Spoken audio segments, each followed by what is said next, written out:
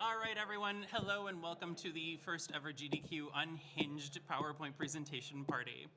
I am Alara. I am going to be your host through this very painful trip. We've got a whole bunch of presenters here. A little bit of a shout out to Threech, who was going to be one of our presenters but woke up without a voice. And it's a little hard to present a slide without voice. So we're going to have a little bit of a treat here. We're still going to have 4 contestants. I made some backup slides. We're good on that front. But we decided that instead of removing the slides, it was more fun to have a guest presenter.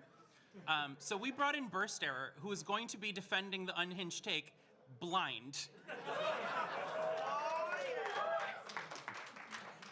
They have no idea what the title is. They have no idea what the slides are. We're all going to find out live. Oh, I'm so excited. So we're going to set some ground rules. First, it all has to be video game hot takes and unhinged takes. Second, it's a golf scoring hinge system rating, 0 to 5 hinges. We have 3 beautiful judges up here up front. And then what we're going to do is, just for the sake of courtesy, we're going to let the presenters go through their entire presentations. We're going to pass it off to the judges for any questions they have in following it up. And then I'm going to take a certain amount of audience participation questions. For the sake of ground rules, please understand these are unhinged takes. Let's not hate on the presenter. Feel free to debate the take. Feel free to argue with the take. Feel free to challenge it. Just, keep it respectful to the person. They're intentionally hamming stuff up. Are we good? Perfect.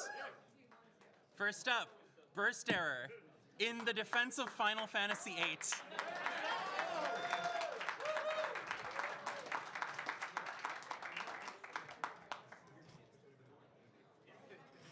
There's no defending Final Fantasy. Down is the next one. All right. I know, right? This is a perfectly logical thing. Okay. Should I be on this mic or this one? This one? Okay. Pittsburgh. All right. Hello, everybody.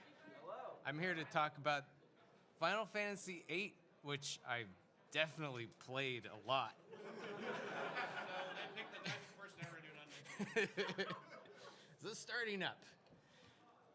So what people don't like about Final Fantasy VIII, it's got junction leveling, which draws magic from enemies to junction your character stats.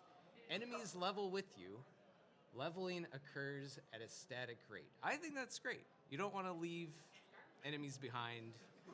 It keeps things fresh the whole time. There's some criticism of the plot. It's a late 90s time travel plot. There's characters, there's a love story, there's 6 main party characters mysteriously connected, and 2 of them are smooching. And I definitely know both of those characters' names. And just when you play the game, it just makes sense. It just makes sense. Now, it wasn't Final Fantasy VII. It was never going to be. But let's be honest. Final Fantasy VII's not good at all. It's terrible. It's terrible. All right, next slide, please. My big kitty cop girlfriend.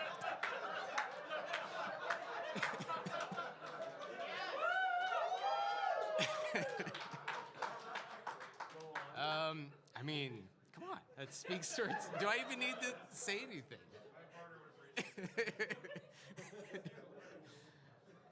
I just can't stop staring at this slide. This is really good.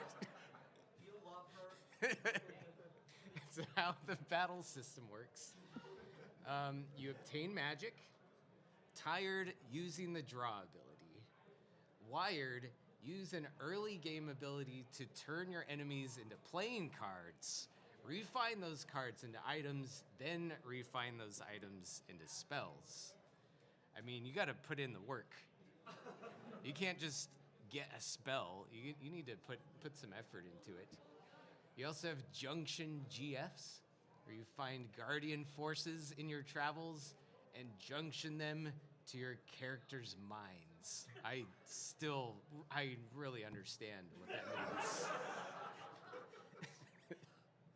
Each GF also has different stat junction abilities. Girlfriends do have They do. Avoid leveling. See, enemies level with you again. That's just good gameplay to, keep the game the same level of difficulty the entire time. And each level only takes 1,000 experience points. You can also play cards. I mean, I do love a good card game. Every game that has a card game within it, I'm always drawn into that card game. That's actually real for me. And you can challenge people in the midst of crises to a game of cards. I prefer Tetramaster. Do not at me. What else we got here? There are some pain points here. Drawing magic spells is tedious. This is alleviated in the remaster with the fast forward feature. It's also much more enjoyable when treated as a collectathon, which you are rewarded. And consuming junctioned magic lowers your stats. I still really understand what this means. The challenge is finding out how to defeat enemies and boost your party without doing this. It takes a lot of trial and error to find the best spells to use. And if you really don't want to try, we've had Game Facts since the game came out. Shout out to Game Facts. Game Facts is still going. It is. 2026, rather. Battling is fun, F-U-N, and why can't I just hit things, and why is everything level 100? Well, you can. You can just do this. There's nothing stopping you. It's just going to be harder. Give up, player. Boo. I just want to hit things. The plot. I like the Basil. This is good. This is good. The plot and a blank slide. I think you get the point here. Yeah. Oh, there we go. There is. You need to explain the plot. Explain the plot. All right, so we've got this. It's like a cruise ship with. It has a giant vacuum over it, and the cruise ship is gonna get sucked into the sky and become a sky cruise ship. And then you and all of your high school aged friends are gonna save the day. And she is really smart and knows how to play cards.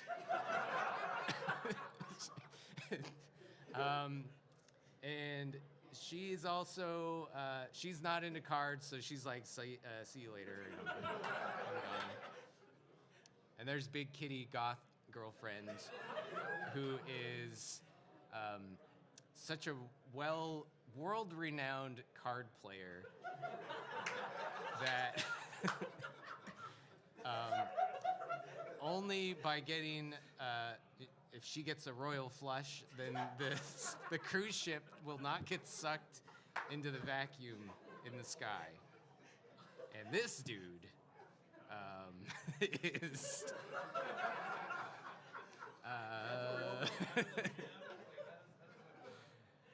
he's the DJ providing the soundtrack to this card tournament. Put him in the top left picture. It would be exactly. And Dracula's there. And Dracula's really cool, so Big Kitty goth girlfriend eventually falls in love with Dracula. And they have a kid who is a dog.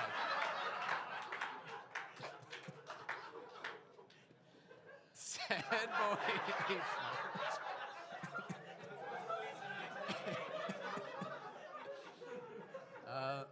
I don't want to depend on anyone. How can I do that?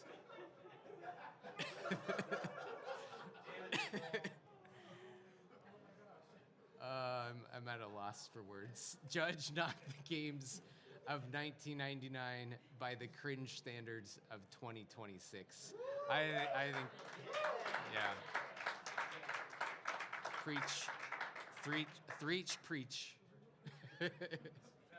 Conclusion. It's a good game, and you should play it. Step outside your comfort zone. The battle system is weird and innovative. With some more balancing, I believe this would have been a hit today, and it's far more interesting than Hold X to win. That is for sure. Definitely don't want just mindless wasting of time. Try the side quests and mini games. It's got Cactuar. It's got a full card game with rules you can change, and it's got Poo Poo. Also, world-renowned card player. Shed cynicism and embrace vulnerability. The dialogue is cringy at times, but at its core is the fundamental human desire to be seen, understood, and trusted.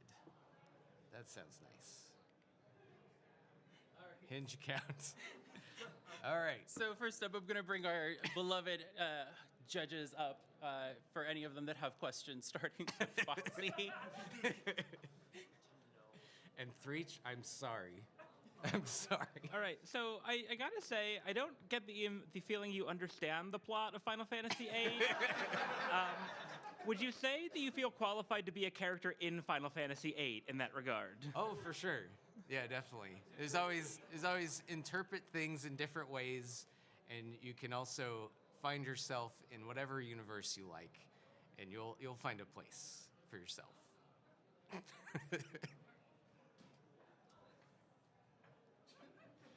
All right, I've taken some extensive notes here for you. Okay, all right, that's good. Going along with the familiarity with the plot, what would you say was your favorite moment in Final Fantasy VIII? I really like the title screen. Title. And are you sure you weren't actually playing a Yu-Gi-Oh game? I've never heard of Yu-Gi-Oh in my life. I don't know what that is. That's all I need.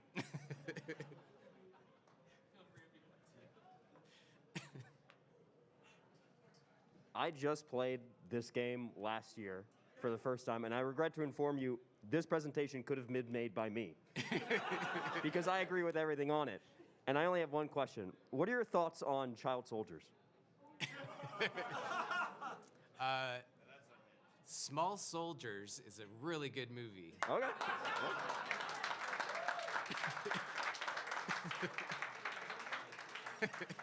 All right, and I'm going to allow, let's say, 2 or 3 audience questions. What's yours? So, overall, it was a very good presentation. I'm a person who thoroughly loves Final Fantasy VIII. I say the most unhinged part of this presentation was your love of Tetramaster from Final Fantasy IX. That is unhinged. Could you possibly explain to me why the intricacies of Tetramaster and why you think it's superior to Triple Triad? So just for the sake of the recording, why do you find Tetramaster so interesting? His name's really cool. This is absolutely related to the plot, and I need to know, what did you do with the hot dogs? Yes. What did you do with the hot dogs? They are in a safe and undisclosed location. And then one final take. Let's go with blue jacket at the back. Final Fantasy VIII is renowned for its soundtrack, but I noticed you didn't have any music questions in there. So I just wanted to ask, what was your favorite moment where the music played? So it's Final Fantasy VIII is renowned for its soundtrack. What was your favorite moment in terms of music? I gotta go with the title screen again.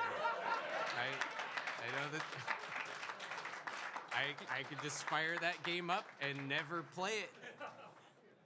All right, and now the final question is for my judges. How many hinges out of 5 are each one of us giving it? I think we'd give that a 3 out of 5 hinges. 3 hinges. I think you lose a hinge for Tetramaster and you lose a hinge for the Final Fantasy VII take, but there's still too many hinges. Too many hinges, okay. I think there's a fair bit of hinges. I gotta give that a 4 hinge. 3.5, and then 4 hinges. And then finally? 4 hinges. This is a very hinged presentation. You should have maybe prepared more or like seen the slides beforehand. You're right. You're right. That's fair. That's very Everyone, fair. please, again, one extra round of applause for Burst, who, again, is filling in out of nowhere. Thank you. And now we will continue on to our first actual contestant.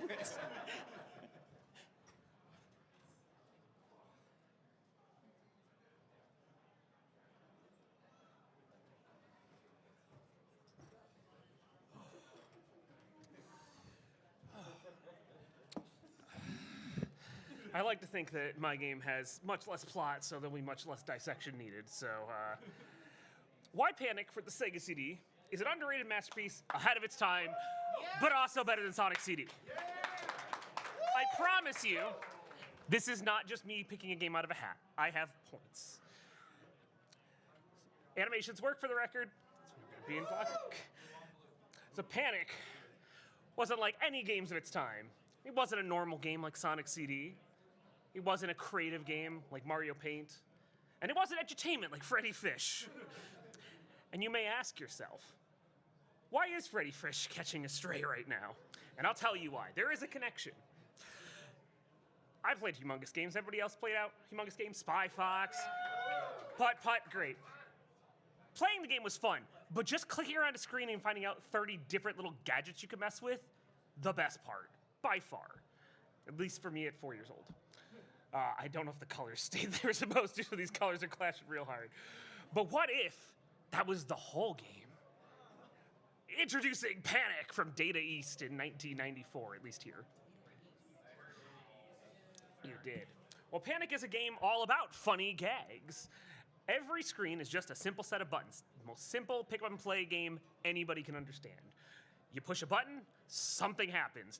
It might be just a fun little gag. It could be a 20-second cutscene. It could send you to another part of the level, but easy to control.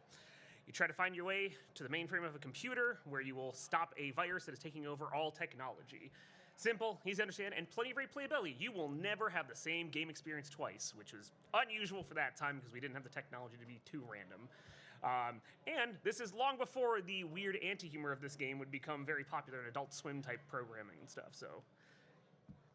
But here I want to show you very quickly my first comparison. This is the map for Panic. It's a bunch of squares, and you may think that's not so easy. It's actually quite simple. You see a square, you see which one you're in, just gotta write a little note, you keep track, you'll be able to find your way through the mainframe in no time. Here, on the other hand, is just one act, not a full stage, one act of Sonic CD. Look at all of these levels. Look at all of it. There's 4 different stages included. And you've got to try to figure out which one you're supposed to be in if you want a good ending. If the good ending is the only way you're actually truly beating the game.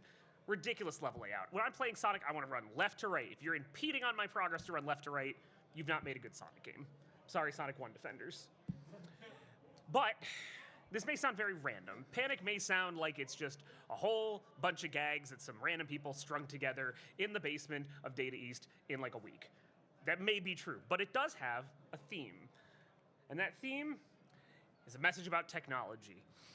Both of these games actually very much have some form of nature versus technology going on. Sonic CD, very clear. Bad future, technology takes over. Good future, nature very much is the winning thought.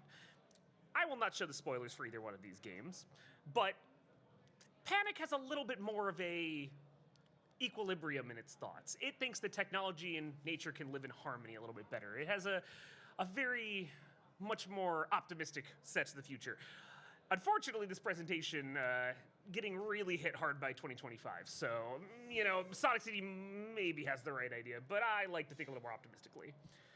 One other thing these games both have, and unfortunately I cannot play audio, so we're just gonna have to pretend I can play both songs, but both games do have amazing intros. Sonic CD has the classic Sonic Boom theme, which leads you into false insecurity you're gonna play a good Sonic game, which you don't.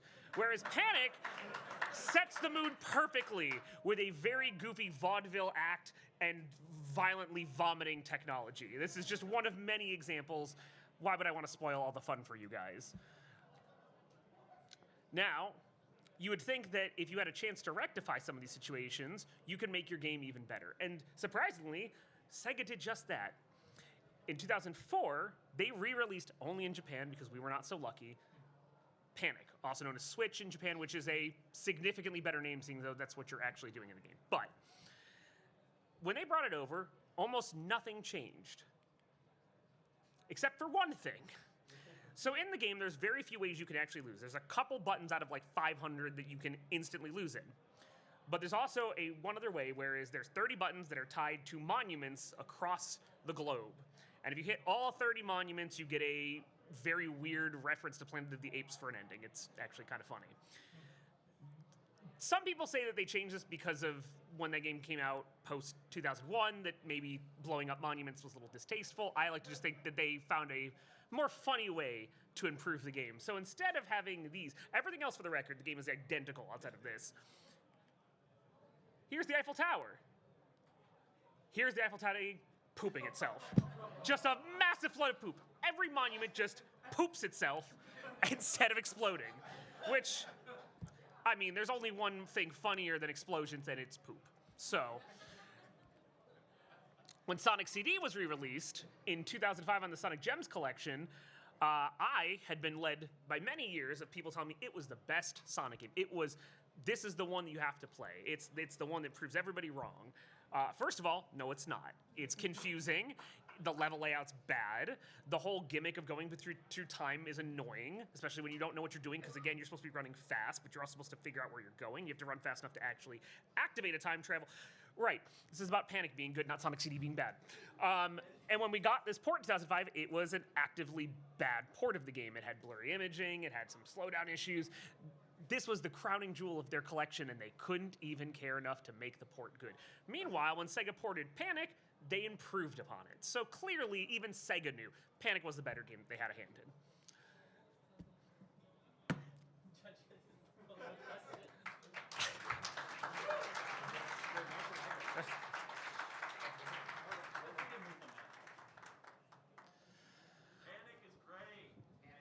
I also played this game last year, and I could have also given the same exact presentation. Are you aiming these at me? I may have known that you had made the retro achievement set for this game, but did. I also made a video about this game 10 years ago. Well, actually, I did not. I did do the retro achievement set. But I made the my set for my something. counter argument to that is I made a 15-minute video about this when I was 24 in my house in 2015. So this opinion was very before I even knew you were judging. Okay, yeah, that's fair. I was very sudden. I barely even knew I was judging. So I only have two questions. Sure. One, I'm a little surprised you didn't mention any of the Foley work, which is It's fantastic. again, the problem with that is we don't have the audio. We do Absolutely. we cannot talk about the fact that it's just one guy making every single noise for the entire game. Yep. There is no actual like digital sound effects. It's just a guy going for the entire game. The And entire he's game, a yeah. master. If he doesn't the president of Data East after that, I don't know what you have to do to become president. And then also, I'm surprised you didn't compare it at all to Monty Python or anything Terry Gilliam-ish, because it clearly loves it. Again, I figured that maybe, I didn't know what kind of crowd I was talking to GDQ. I figured Adult Swim is a better target audience, and we're trying to get people on my side for Panic, so we gotta appeal to the demographic I think's coming in. Yeah, Monty, these are That's nerds. my whiff. I'm gonna have to live with that whiff. Any other judge takes?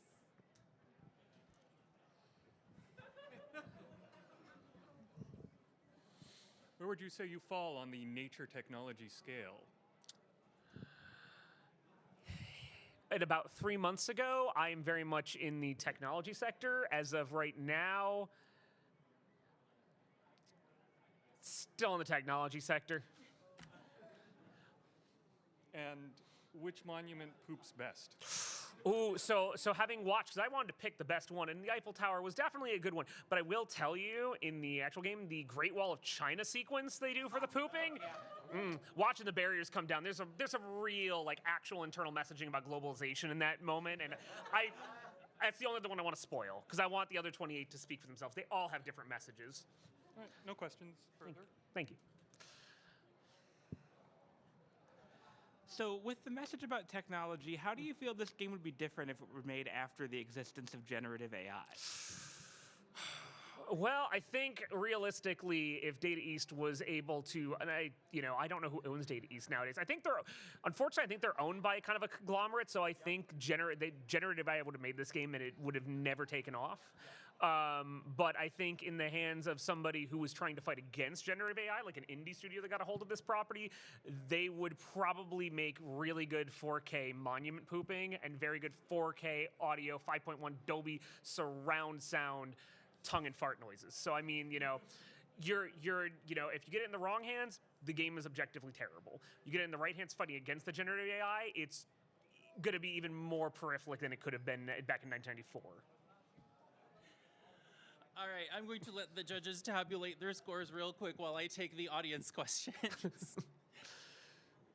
First question, and keep in mind, I'm going to be relaying these, so do not give me your life story in the question. I've never played Panic, but as a kid, I saw a preview of Panic in a magazine with 3 baffling screenshots. Mm-hmm. In my head, I created the most unhinged game that you could ever play from those screenshots. Would Panic live up to my imagination? Would I be disappointed? So just like a little tidbit for you, there is a part where an angel-like creature uncomfortably hits on you and tells you how good of a boy you're being. And in 2025, when we're obsessed with dummy mommies, it's gonna nail everything you're looking for. Okay. Absolutely gonna met your expectations. For the YouTube audience, the question was, when I was a kid, I saw 3 screenshots of this game in an advertisement. Would it live up to my unhinged expectations? Do we have a second question? Toast.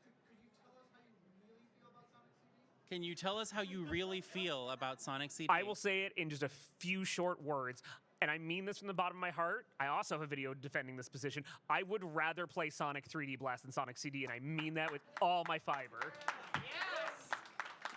And I can take one more question. Let's do the hat right there in the back. So there's a lot of hate for Sonic CD. Mm-hmm. But I also noticed you omitted the playable port of it for the PC. Would that change your opinion of it? We omitted the PC port of Sonic CD that is more playable. Would that change your opinion?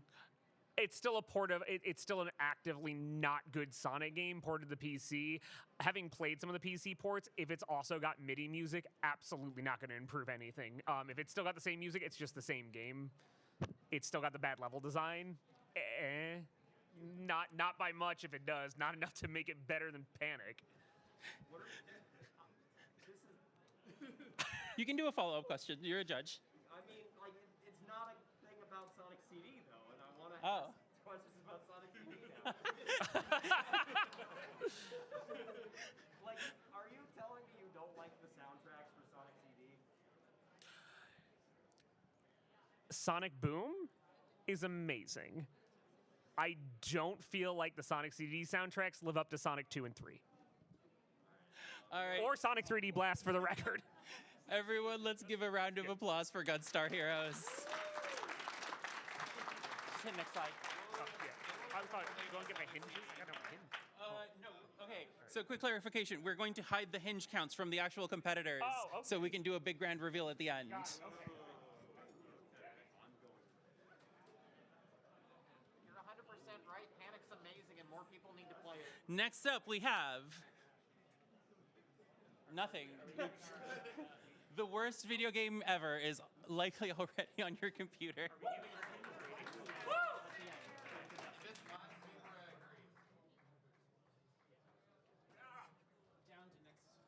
A clicker.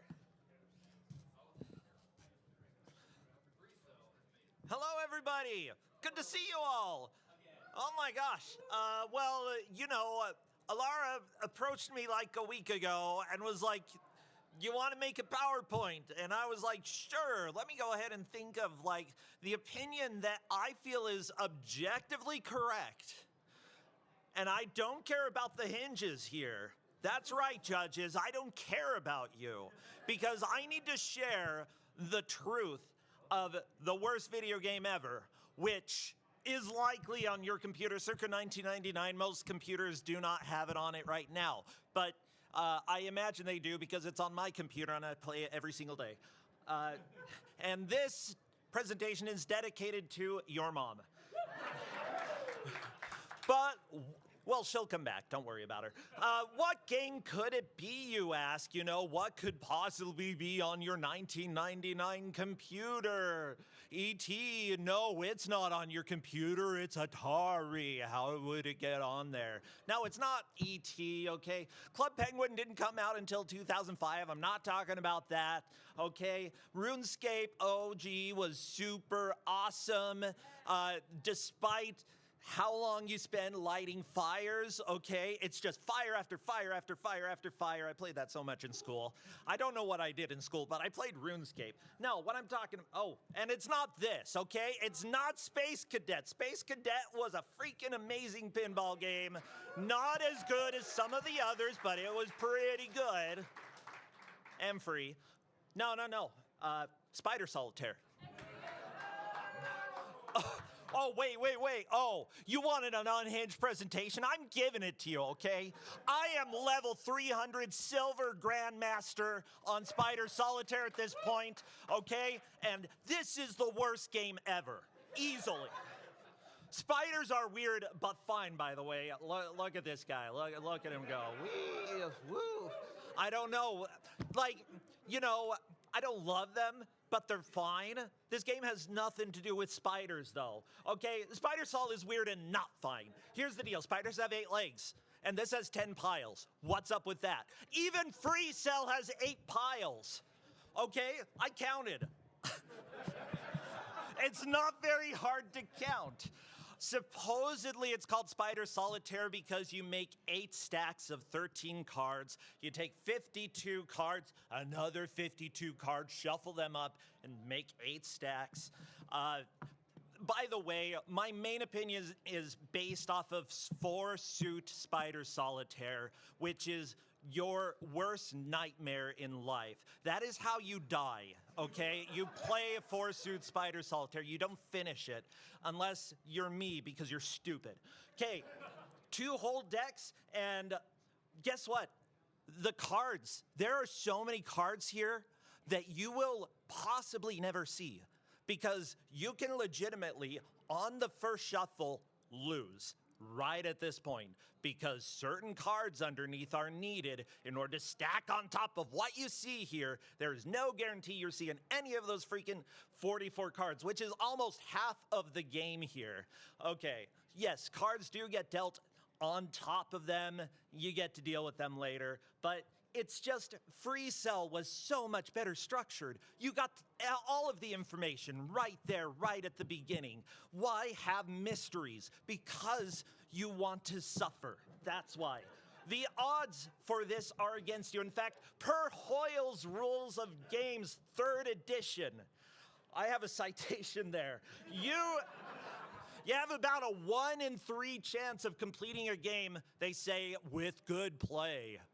I don't know what that means, Hoyle, but this is likely playing offline with no undo function. If you're just putting them on the table, turn them over. Once you get so far, you're probably not actually going to remember how to go back in time. Thus, your game is lost. Playing the digital version, though, almost every single game is technically winnable. There are a few in Windows.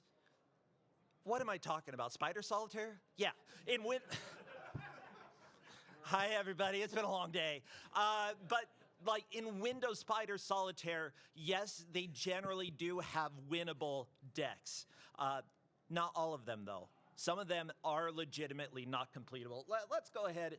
Oh, yeah. How long will it take you to beat a game of Spider Solitaire? 4-suit Spider Solitaire. My answer is too long, maybe. Why? They made a program. By they, I mean somebody made a program to try to beat every single game of Spider Solitaire. And if you look at the results, the fastest completion by the computer for PL Spider games, there are 2 different tests that they ran. The fastest time took 1 second for the computer to complete. That's fan-freaking-tastic. The longest time for the computer was 16 hours, 36 minutes, and 54 seconds. For a freaking computer that can try anything and run through every single iteration. It won after 16 hours of trying. Okay? How about Wind Spider? This is largely what was on computers, I believe, in the 90s.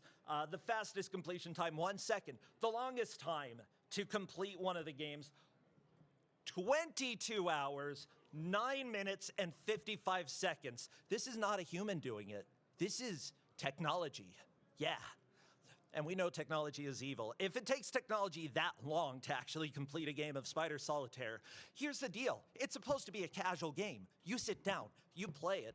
You probably are not going to spend a lot of time with it. So what point is there playing a game when you are not guaranteed to be able to complete it in under a day? It's not a good design. What about humans playing them? We have the fastest time. It was about 400 games. Let's see. 384 games.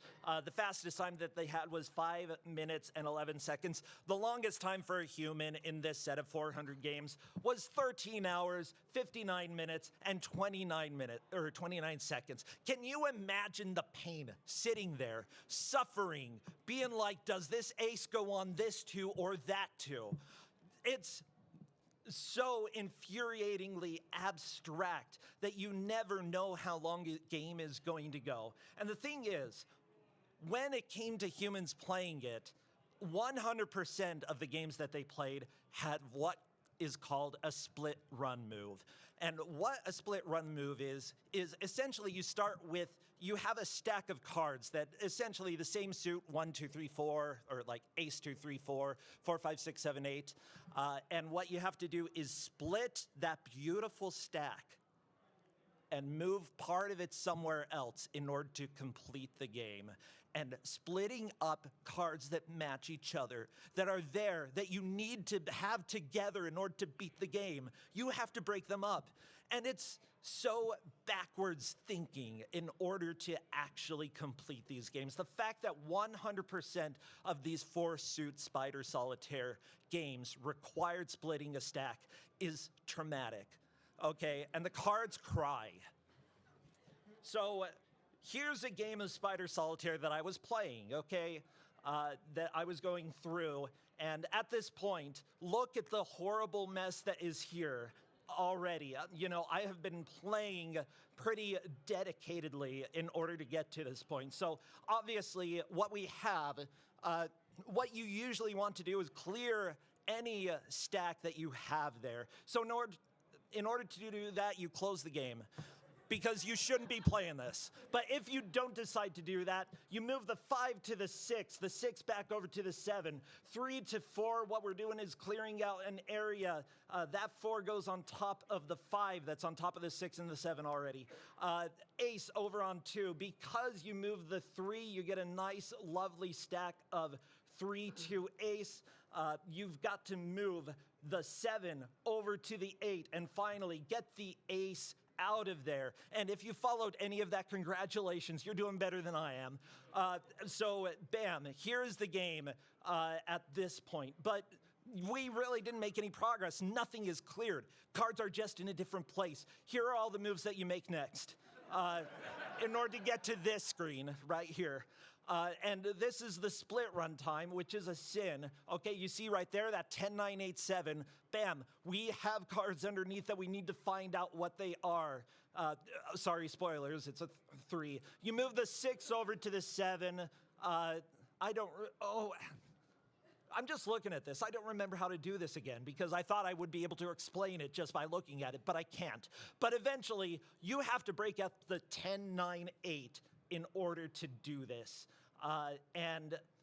When you do that, you end up finding out that there is a 3 of spades underneath, which is absolutely useless. And you know what? This whole thing has been useless because the game was already unwinnable before any of this happened. And you do not know at that point that the game is unwinnable, and you keep playing it because you think there's hope.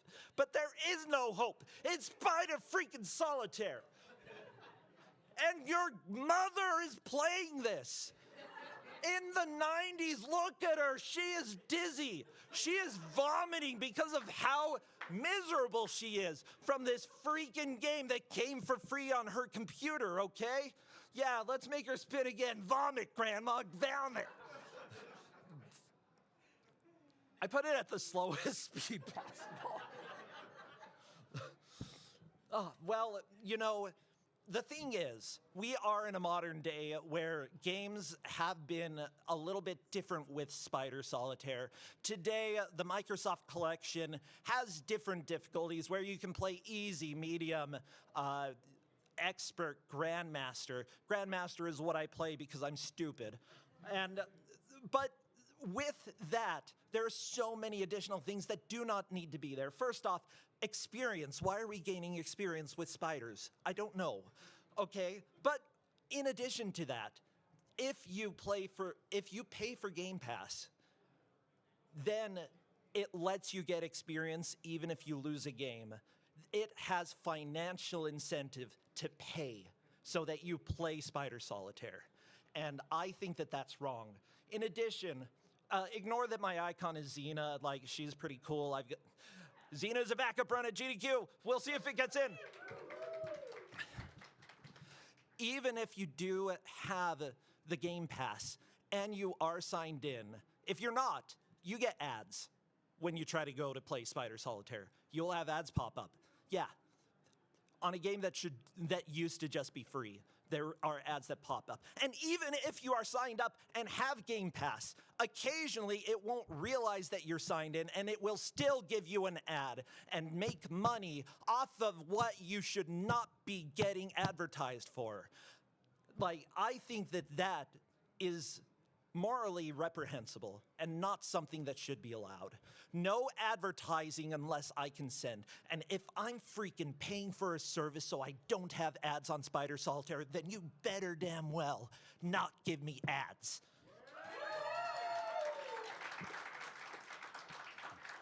With that said, Spider Solitaire, the worst game on your computer, circa 1999. Any questions, my dear judges?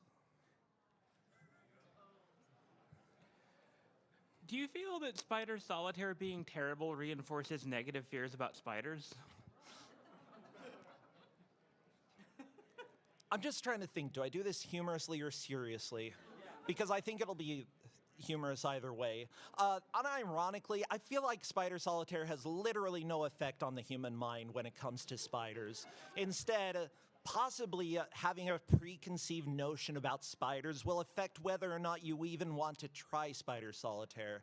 So they're sort of shooting themselves in the foot already calling it Spider Solitaire. If you are a spider fan, you're probably going to play it, and maybe you will like spiders less after the fact. It more affects my opinion on spiders than spiders affect my opinion on Spider Solitaire.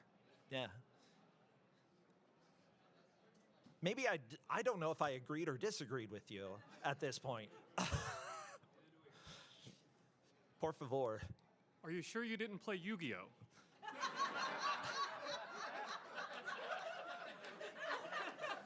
Fun fact, I have never played a Yu-Gi-Oh game. Yes, and honestly, if Spider Solitaire, if you moved a 4 of spades onto a 5 of spades and it had an explosion, like anime dude comes out and is like, yeah, stack! I would love it. I would probably play it more. Add more anime into Spider Solitaire, Microsoft. Okay. Next question.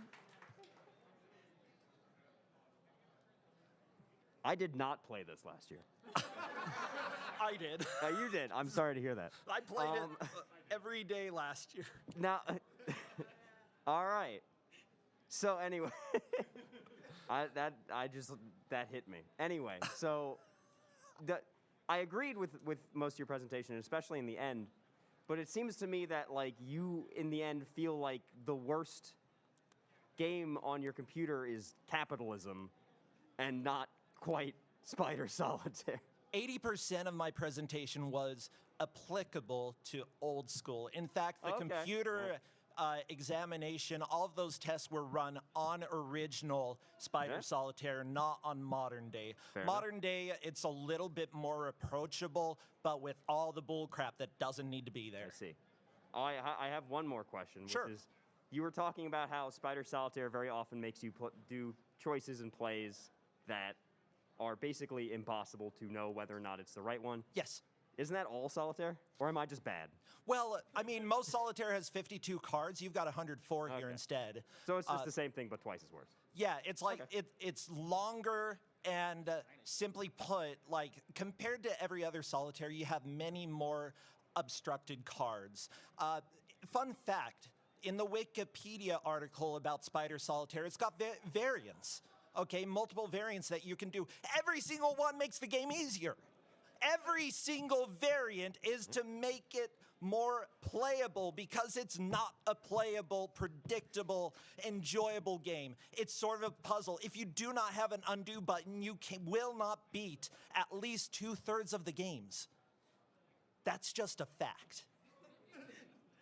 All right, I'm going to break my own rule because I had originally told the contestants you're not allowed to ask questions during the audience segment on this one. I'm going to ask one. Are you okay? I need other games to play that like take 5 minutes, okay? I need other 5 minutes.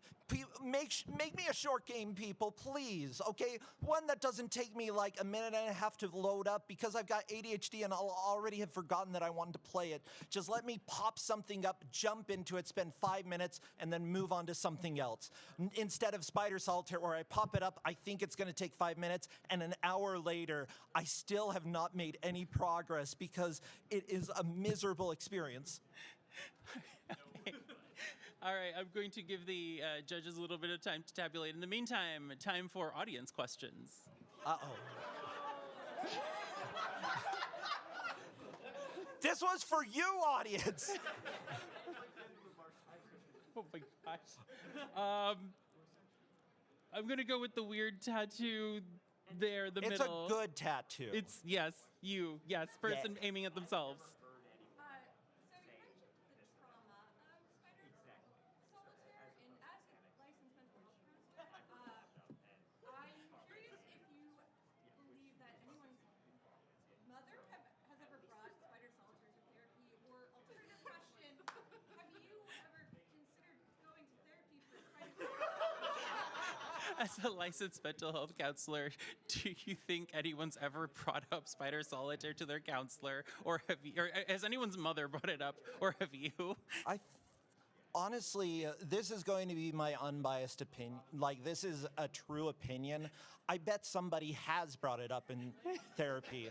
Because people bring up everything in therapy, okay? I sometimes talk about Xena Warrior Princess in therapy. Like, because I've been playing that game for 15 freaking years. And it's finally a backup game at GDQ, closest to being on stage. But unironically, I do think that, you know, casual games can be a problem for some people because it is a way to get away from something for a short time. But because of the draw of getting away from it, you can possibly neglect some of the other things going on in your life and spend a lot of time in those casual games. I mean, what is it, Candy Crush? That certainly has been an addiction for multiple people. And what's the difficulty there? You move a shape and then some disappear. That's really it. So I imagine that probably, yes. Next question. You were very excited and raised your hand halfway through, so I'm going to give it to you. I need to know, if we do manage to bring more anime into Spider Solitaire, how do we think the presence of a big kitty goth girl would affect Spider Solitaire? Since we need to bring more anime to Spider Solitaire, do you think the presence of big kitty goth girlfriend would actually help? I'm unabashedly a furry, but I'm also gay, so I'm sort of like yes, no, personally, yeah. With that said, I don't think anime could save Spider Solitaire. I gotta be honest. And honestly, if there were an anime based off of Spider Solitaire, I would watch it and yell at it the entire time because it would be the stupidest anime that could possibly be made. This is a challenge for everybody out there. You making an anime, make it about Spider Solitaire and make me watch it, okay? I'll give you feedback.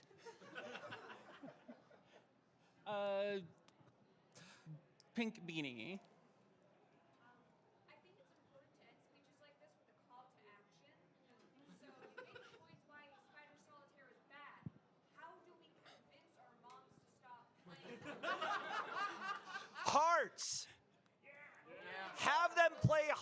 Hearts, okay? Every mother wants to play Hearts. And you know what? It's fun. You know, you can take all the hearts and end up making every single opponent get so many points, okay? And it's so enjoyable when you manage to do that. Yes, you might lose against the computer, but at least there's an end. At least you're not playing like the computer for 22, 23 hours. Don't do that to yourself. Play Hearts. For everyone that didn't hear, the question was, everything should end with a call to action. How do we get our moms to stop playing Spider Solitaire? Everyone, a round of applause to Prosentia.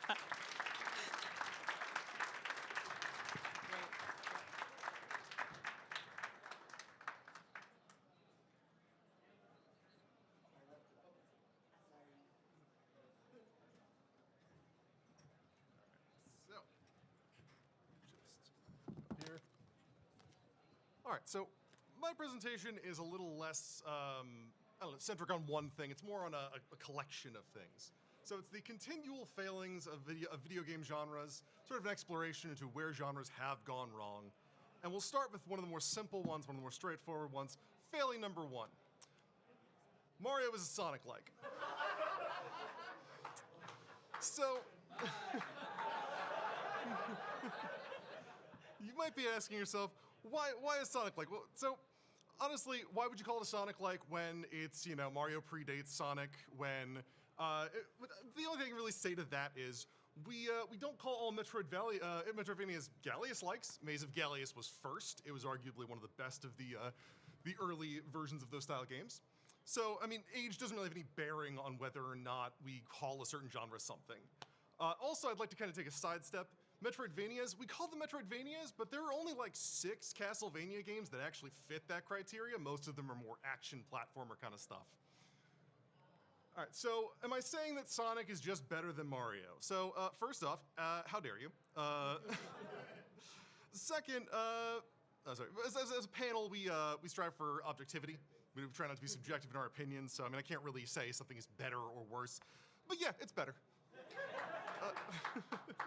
It's got mini games. It's got fun mini games. All 3 of the first ones have really solid mini games. Some of the later ones have mini games. It has a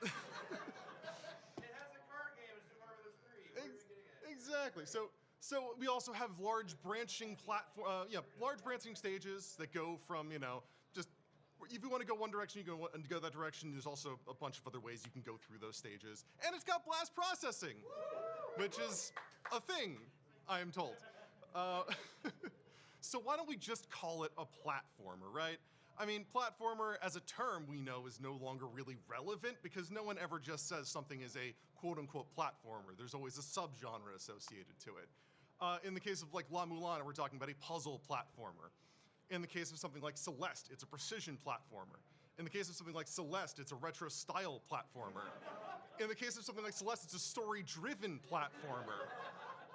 And in the case of Super Mario World Kaizo, we have Kaizo platformers, which really are Kaizo Sonic-like.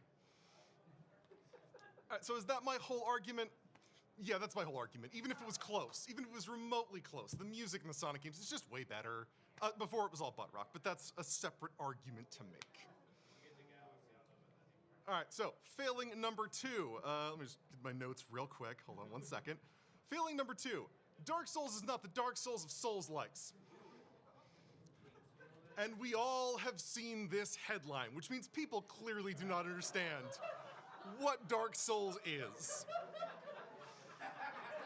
Just gonna take a moment, let y'all reflect on that for a second. That is a real article. All right, so people often say Souls-likes require medieval combat, they require big guys in armors, most times they require something like patches, you know, some kind of like fundamental antagonist. But I'm here to tell you there's a better way to kind of classify Souls-likes. I mean, we can talk about the fact that they are extremely high skill cap games. Highest level of competition is very, very difficult to get to that point. They have a moderate barrier to entry, as illustrated by the Asylum Demon. Anyone who's played the first Dark Souls game knows that the Asylum Demon is a pain in the ass. What else do we have? Deeply competitive multiplayer, and they all have an online multiplayer aspect to them. We have very deep and confusing and odd lore. I mean, in this case, we're just showing off the lineage of Marika and Radigan from Elden Ring. But if you know the Dark Souls lore, it's deep and twisted and weird and dark. And then it also has satisfying sense of progression. Anyone who's fought Ornstein and Smogon 1 knows this. I mean, those fights can be incredibly difficult, and once you're done, you kind of, you've got a deep sense of satisfaction out of it. And then also, they all have a passionate fan base of people who are keen to tell you how great the game is, if you agree with them. Otherwise, they're really keen on telling you how you're completely wrong about everything. So what game fits all of these criteria? And I'm sure it's a game that all of you have heard or seen, especially around a convention like this where there are a lot of people who are really well informed. The answer is Sanrio World Smash Ball.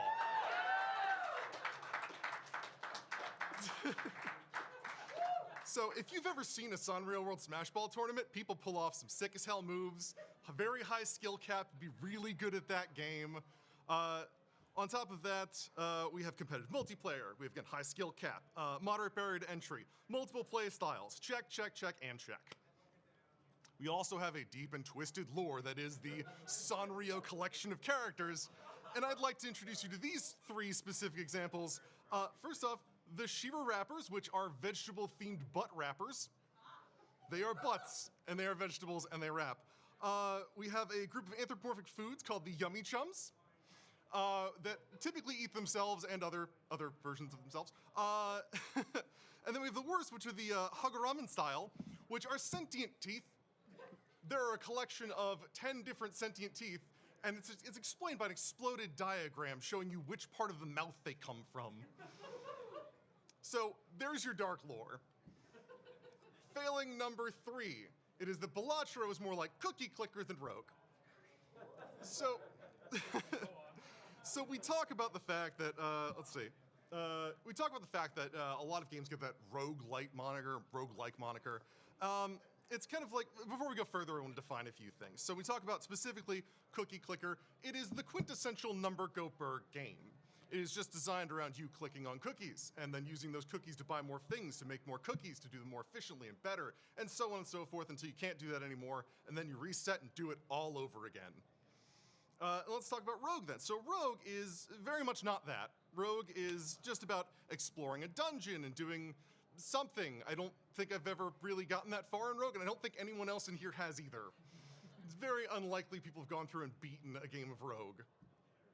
But yeah, the idea is just that it's you wandering around, exploring a dungeon, collecting stuff, and finding things along the way. There is, we'll get into more of that later. And then as far as Balatro is essentially deck go burr. It is the same kind of concept of you using poker in a devil-may-care attitude kind of way, with rules that don't really, that can be expanded upon by picking up jokers to just make points go higher, as illustrated by the fact that we are, 47 positions out in that score? All right, so how are these games related? Obviously, Balatro, called a roguelite deck builder. In reality, the concept of building a deck in Balatro isn't something you have a lot of control over. In Rogue, once you start building out a character, you kind of have a little bit of control of what you pick up, what you use. You get a lot of options to work with. With Balatro, it's kind of just like you're trying to find the thing that works best, right? And if you can make number go burr, it doesn't matter really how you go about it as long as the number itself goes burr. So essentially, because you don't have choice, it's more like a cookie clicker in that sense. So how is this different from any other of the games like Bingle Bingle or Clover Pit, or any of these other progressive roguelites? So essentially, the sense of meta progression is what carries them all forward. A thing that really Rogue doesn't have. I mean, that's part of why we use the light terminology, but like, when you talk about something like NetHack, which is just a better version of Rogue that has some sense of meta progression, we end up associating it with Rogue, which we shouldn't. We should associate it with NetHack. And then, let's see, there was one more after that, I think. Oh, yeah, and we shouldn't name it after one specific thing. I mean, when you talk about Castlevania again with the Vania portion of Metroidvanias, here's a good example when we're looking at Rondo of Blood, which has nothing to do with that. We're naming these things after one aspect of a thing and not the sum of its whole parts. So, with that, I have one more take for the road, and I didn't expect I would have to answer questions, so I don't have anything else prepared. Looter shooters are explicitly non-cozy cleaning and inventory management games. And that is all I got.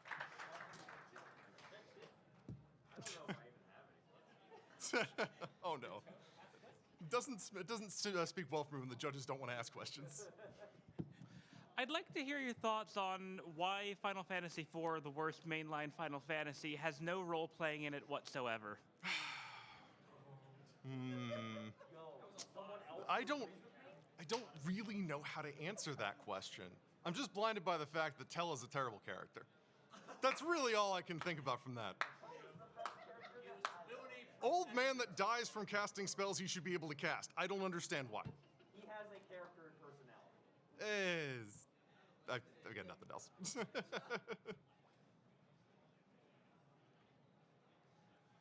I don't have a question. Mm-hmm. I agree with you, and we're both wrong. That's a fair take.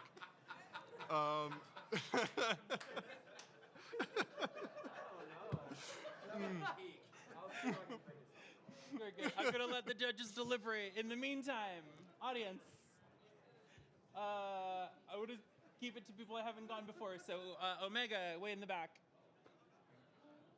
How do you feel about the fact that Banjo-Tooie, with its interconnected levels and ability gain progression, is not labeled as a Metroidvania? How do you feel about Banjo-Tooie with its interconnected levels not being labeled a Metroidvania? I agree it should be. I mean, the fact is, if you have specific progression, I believe, doesn't Tooie have a double jump? Tooie has a double jump. It's a Metroidvania. That's like the quintessential explanation of what a Metroidvania is. You jump twice for no reason. Sharfer, I saw your hand raised.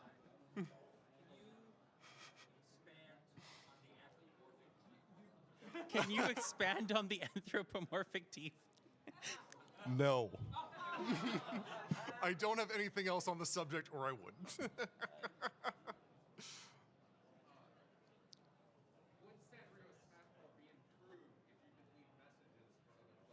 Would Sanrio Smash Ball be improved if you could leave messages for other players?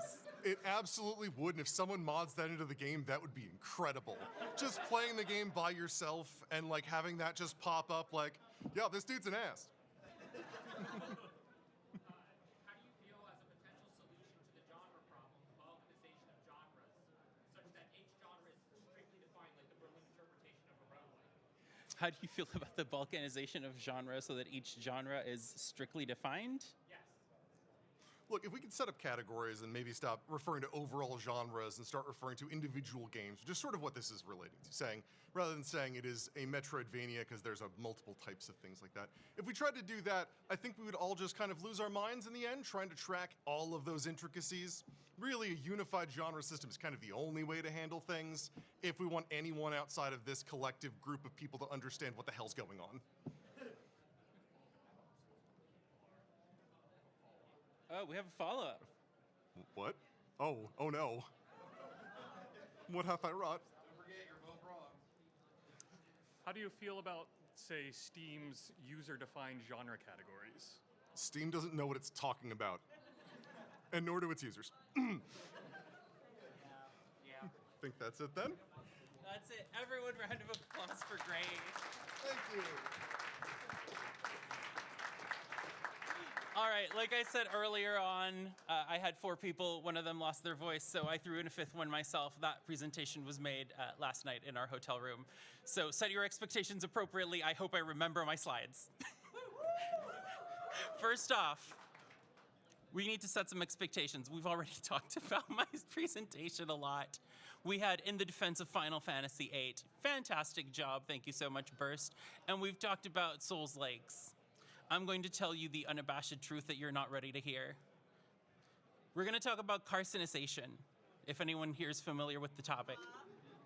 Every video game franchise is eventually going to become Dark Souls.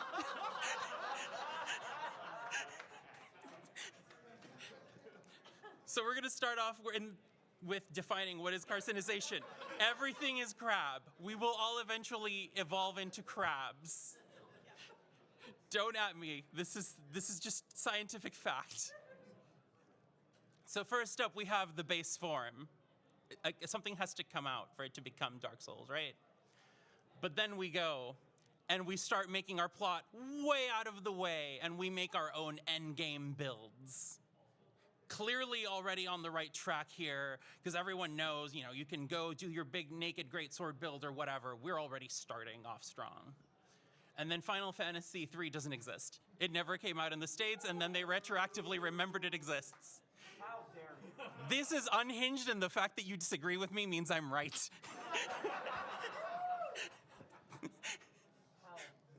And then we get into the action game portion. We got the ATB battle system in Final Fantasy IV. No one wants to admit it, but Final Fantasy games have always pushed closer and closer into being action games. It's why we have the ATB. They want that sense of urgency and I need to get my action in before the other character's ready to take his action. And then we go grimdark.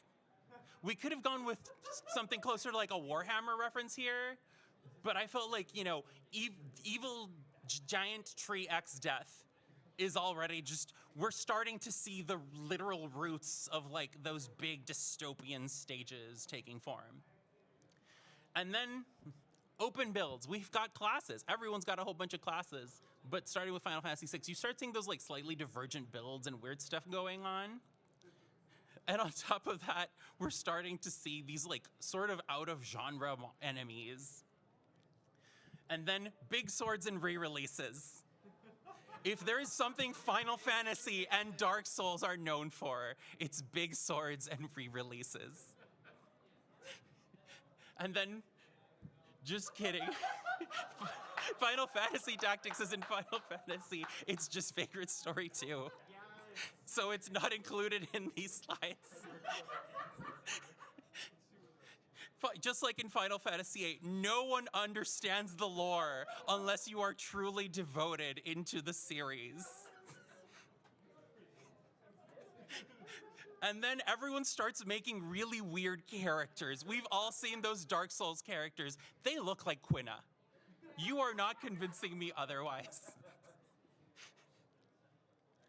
And then we move on to Final Fantasy X, and we have obtuse side quests to get these swords that aren't really worth it in the end. Like, congratulations, you have the overpowered sword that lets you deal infinity damage. You could have already beaten the final boss anyway. What are you doing? And then we get to Final Fantasy Disney, where we start introducing dodging and parrying. And not only that, you start picking your class, and it starts just defining your build going from there. And then we get to everyone dies on the hill of the online PvP is great. And everyone hates the poison levels. Everyone remembers that one Dark Souls swamp and no one wants to go back. Everyone wants to stay in their little safety bubble. And then we start getting into the interesting things of everything's a pattern. First, we've got the system where you have to define, okay, if my character's at 75 HP or less, then it's gonna automatically cast Cure. What are the boss fights in Dark Souls?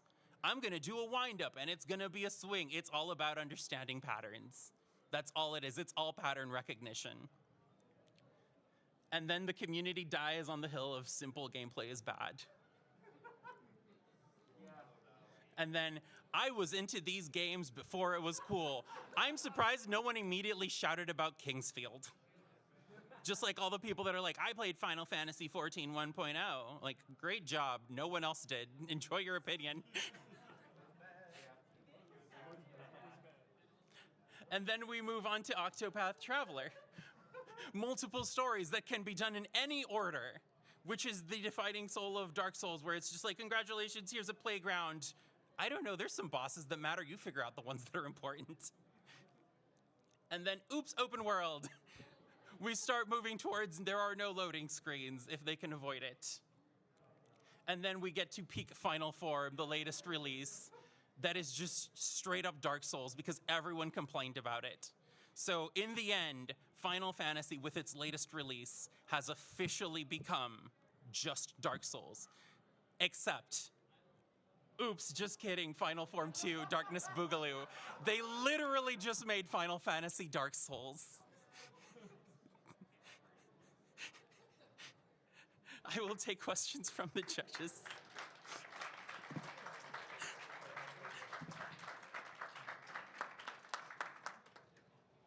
Finally, takes like a sliding glass door, Unhinged. Have you played Final Fantasy V? Don't ask me questions that I shouldn't answer on the microphone.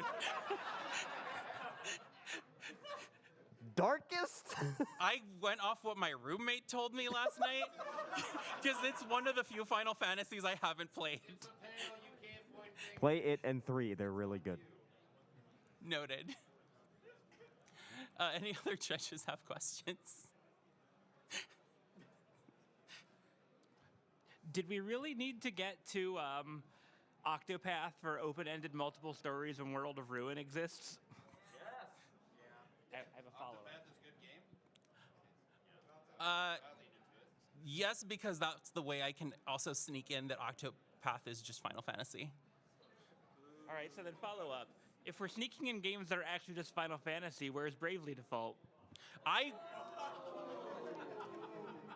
That was going to be in and I was yelled at. So I got... You can be angry at Gray for that one. No, I do agree. Bravely Default is in fact also a Final Fantasy game. And my last question, if Final Fantasy VII so re-released, why no retranslation? Because Square Enix can't decide if it likes money or not. It keeps making these weird decisions. They're kind of like Nintendo. They seem to both really like money and really hate money at the same time. They give us everything except what we ask for. Is that it? Okay, you're gonna have to yell at me your audience questions. I will point at folks. We're gonna start with El Rock in the front. Where's the blurb about Mystic Quest? Like, how did that get done? Borderlands, where is Mystic Quest? The answer to that is, I think I dropped it in my room somewhere at 2 a.m. because I remember discussing this and then I forgot to put in the slide. But to answer your question, weird, obscure, wait, no, I'm confusing it with a different one, the Game Boy ones. Mine would have Yeah. been like RNG is bad unless it's fun. RNG is in fact a good thing. Fight me on this. I like RNG, especially in speedruns. I can start my own panel with my thoughts on that, but that's for next year. Listen, if I can task your game, I personally don't want to run it. Hey, if you want to run a game that's taskable, by all means, I don't want to do it. Doopy's probably 10. In the back. Where does Final Fantasy X-2 fit into this? Final Fantasy X-2 fits into it in that, you know, it's fashion mode, but no one really does the fashion aspects of it. So you've got all the dress-up elements, but why would you do that when Big Sword Go Burr? You can just pick the mascot class and win the game. And girls are cute. That is in fact true. Let's start with here, and then I'll go to you. I think in order to be recognized scientifically, you should give more than one example. In order to be recognized scientifically, I have to give more examples. I agree entirely, which is why you should cheer this on and tell me that you're excited for seeing it again next year. Then we'll go to you, and then I think we have a judge follow-up. You are going to have to repeat that because I could not hear.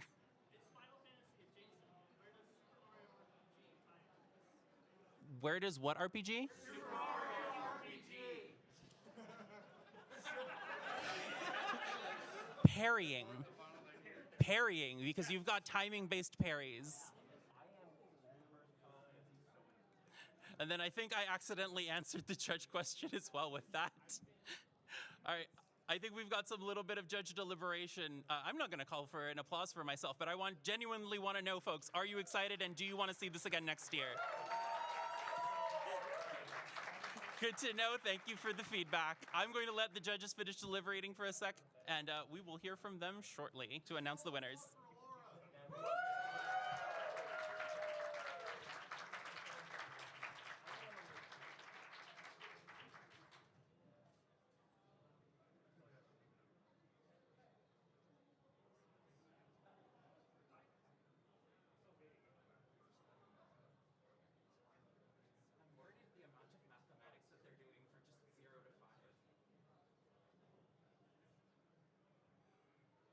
So let's do the audience vote real quick. Shout outs to Burst. Who wants to cheer for Burst? Who thinks Burst was the most unhinged? Objectively. Then continuing on with Gunstars in the defense of Panic, who thinks that was unhinged? Brosencha, the worst game ever made, it was installed in your computer circa 1995. Brosencha, I think they're telling you to go to therapy. I do not every week, but some weeks. And then the audience vote for Grey Goo Glitch in the endless failing of video game genres. And then feel free to tell me how terrible my take is about every video game franchise becomes Dark Souls eventually. We all pretty much agree. Okay. Well, unfortunately, I'm stalling, and all my judges are still deliberating, so you get me vamping. How can Dark Souls be improved with a card game? How can Dark Souls be improved with a card game? With Spider Solitaire and Dark Souls. Oh my goodness. Okay, but hear me out. I'm pretty sure Spider Solitaire at this point just feels like a Dark Souls boss fight. It takes hours. And it's pattern recognition again. Over and over and go back to the beginning over and over and over again because it's Spider Solitaire or Dark Souls. I don't know, but you do it over. All right, I'm going to very subtly, in a way that no one hears me, tell my judges that they should probably hurry up a little bit. Is Spider Solitaire the Dark Souls of card games? Okay, well, the judges are good to go, so I'm going to hand you off to whoever one of them wants to announce the results.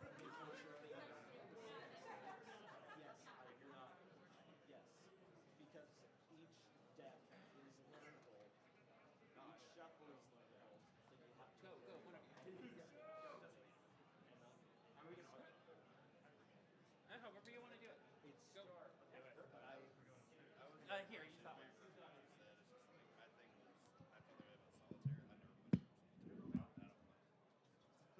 We've tabulated our results from all of these wonderful presentations. It was a little hard because my brain no work good after. Starting at our most hinges, Burst's presentation for the Final Fantasy VIII, we rated at 4 hinges. Well done. Our next lowest result, at 3 1/3 of the hinge meter, we have the presentation for Sonic, who I forgot to write down who that was. Yes, Gunstar. Yes, 3 1/3.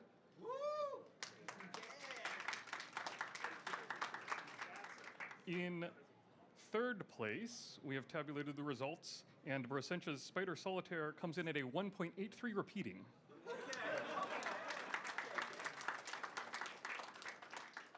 Our runner-up, we have at 1 2/3 hinge, Alara. Which, of course, leaves our winner with just one remaining hinge for the genre presentation. So, thanks. I feel less sane now. Then I have done my job. Everyone, one round of applause for our judges this time.